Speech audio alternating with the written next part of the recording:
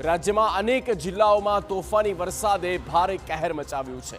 બનાસકાંઠાથી લઈને સુરત સુધી અને અમદાવાદથી લઈને છોટાઉદેપુર સુધી વરસાદનો કહેર જોવા મળ્યો, જેના કારણે લોકોની મુશ્કેલી વધી ગઈ।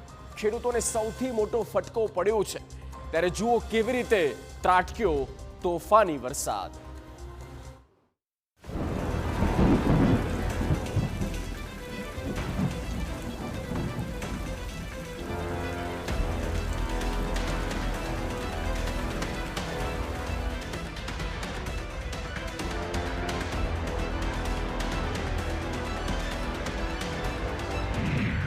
આકાશી આફતનો તરખાટ,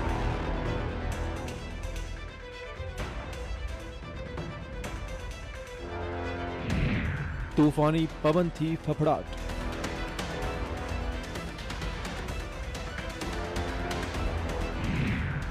મિની વાવાઝોડાએ મચાવી તબાહી,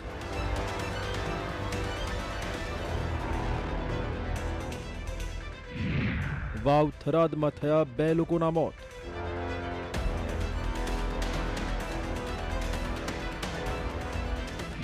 પતરા ઉડી ગયા, વૃક્ષો થયા ધરાશાયી।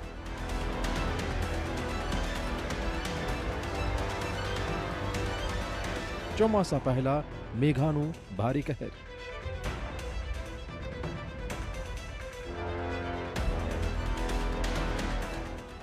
રાજ્યમાં ચોમાસા પહેલા જ મેઘરાજાએ તોફાની તેવર બતાવ્યા છે। ભારે પવન સાથે ત્રાટકેલા વરસાદે રાજ્યના અનેક જિલ્લાઓમાં મચાવ્યો છે હાહાકાર। ઉત્તર ગુજરાતથી માંડીને મધ્ય ગુજરાત, દક્ષિણ ગુજરાત સુધી ભારે વરસાદનો કહેર જોવા મળ્યો। સૌથી પહેલા જુઓ વાવ થરાદ જિલ્લામાં કેવી રીતે ભારે વરસાદના પગલે મોતનો માતમ છવાયો। માડકા ગામે પતરાના શેડ નીચે દબાતા આધેડનું અવસાન થયું, જ્યારે કે ભાંભરના તનબાડ ગામમાં વૃક્ષ નીચે દટાતા વૃદ્ધાએ પણ જીવ ખોયો। બંનેના આકસ્મિક મોતના પગલે પરિવારના લોકોમાં શોકનો માહોલ છે। હવે જુઓ બનાસકાંઠાના ડીસામાં કેવી રીતે ભારે પવન સાથે ખાબકેલા વરસાદે મચાવ્યો છે કેર। ડીસામાં કોલ્ડ સ્ટોરેજનો વિશાળ શેડ ધરાશાયી થયા, મોટાભાગના પતરા ઉડીને દૂર દૂર સુધી ખેતરમાં જઈને પડ્યા। ઘર પરના પતરા પણ ઉડતા સ્થાનિકોમાં ભયનો માહોલ છવાયો। કોલ્ડ સ્ટોરેજના માલિકની અંદાજે લગભગ 25 થી 30 લાખનું નુકસાન પહોંચ્યું છે। રાતે 1 થી 1:30 વાગ્યા સુમારે ભયંકર વાવાઝોડું આવ્યું હતું, પવન સાથે અને વરસાદ સાથે। અને તમે પાછળ જોઈ શકો છો પતરા અને ઈંગલો અને બધું અને ગડરો બધું કેટલા વળી ગયા છે, અને આના પતરા તો લગભગ ત્રીજા ખેતરમાં જઈને પડેલા છે। અત્યારે નુકસાનનું કહીએ તો લગભગ 25-30 લાખ રૂપિયાનું નુકસાન છે।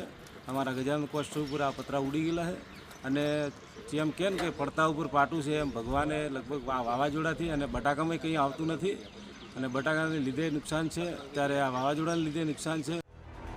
અને હવે જુઓ ડીસાના માર્કેટ યાર્ડની સ્થિતિ। ભારે વરસાદથી ડીસા માર્કેટ યાર્ડમાં તારાજી જોવા મળી। ખુલ્લામાં મૂકેલ મગફળી, રાયડો અને બાજરીના પાક પલળી ગયા। ભારે વરસાદ અને પવનના કારણે માર્કેટ યાર્ડમાં ભારે નુકસાન પહોંચ્યું।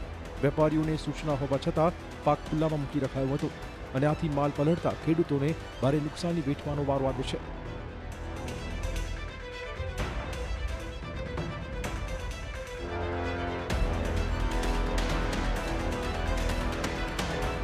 બીજી બાજુ પાટણના રાધનપુરમાં પણ નુકસાન પહોંચ્યું છે। બાદરપુરા ગામે ભારે પવન સાથે ધોધમાર વરસાદ ખાબક્યો। ભારે પવનના લીધે અનેક મકાનના પતરા ઉડી ગયા। ગ્રામ્ય વિસ્તારમાં અનેક જગ્યાએ વીજપોલ ધરાશાયી થયા। ખેડૂતોને ચણા સહિતના તૈયાર પાકમાં નુકસાન પહોંચ્યું છે। ગામડાના સરપંચો છે કે ગામ લોકોને કહેવું પડે કે ભાઈ વરસાદને વાવાઝોડું આવવાનું છે તો તમારે સેફટી રાખવી, પણ અમને હજુ સુધી કોઈ સૂચના આપવામાં નથી આવી કે નથી કોઈ હજુ અધિકારી અહીંયા જોવા માટે આવ્યા। તો મારી સરકારને ખાસ વિનંતી છે કે જે નુકસાન થયું છે એની સર્વે કરાવે, અને ખેડૂતોને ખરેખર અને ગામ લોકોને જે મકાનના પતરા ઉડી ગયા, કોઈ ઇંગલો ઉડી જાય છે, મોટા પાયે નુકસાન થયું છે, તો એની સર્વે કરીને જે ભરપાઈ આપે સરકારને અમારી માંગ છે। વાત કરીએ વડોદરાની, જ્યાં વાવાઝોડાની અણધારી આફતે કેરી પકવતા ખેડૂતોની કમર તોડી નાખી। સોમવારે રાજ્યભરમાં અનેક જગ્યાએ વાવાઝોડા સાથે વરસાદ ખાબક્યો હતો, ત્યારે વડોદરાના વાઘોડિયામાં પણ ધોધમાર વરસાદે તારાજી સર્જી છે।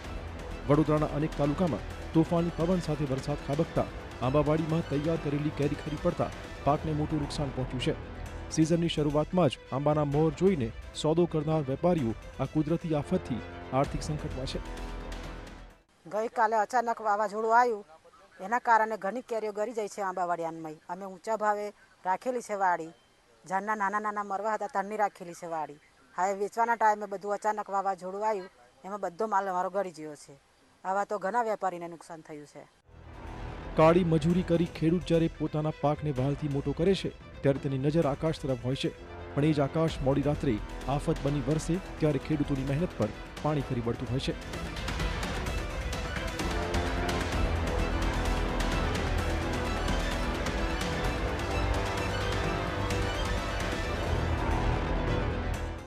રાત્રે સુરતમાં પણ આવું જ બન્યું.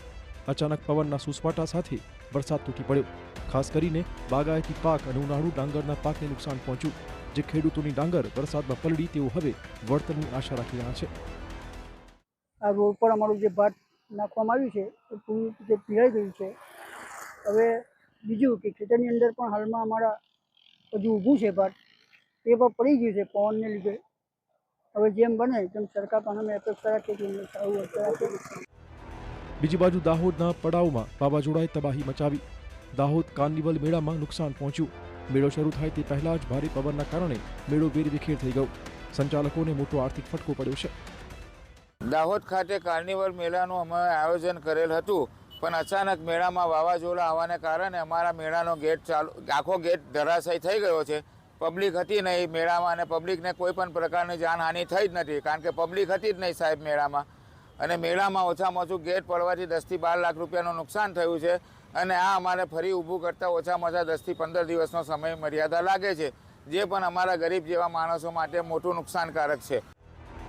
આમ ચોમાસાનો વરસાદ શરૂ થાય તે પહેલા જ આવેલા ભારે વરસાદે રાજ્યમાં અનેક જિલ્લાઓને ધમરોડ્યા છે. હજુ પણ આગામી દિવસોમાં વરસાદની આગાહી છે, ત્યારે મેઘાનું તરખાટ આગામી દિવસોમાં પણ જોવા મળી શકે તેમ છે. Bureau report TV9.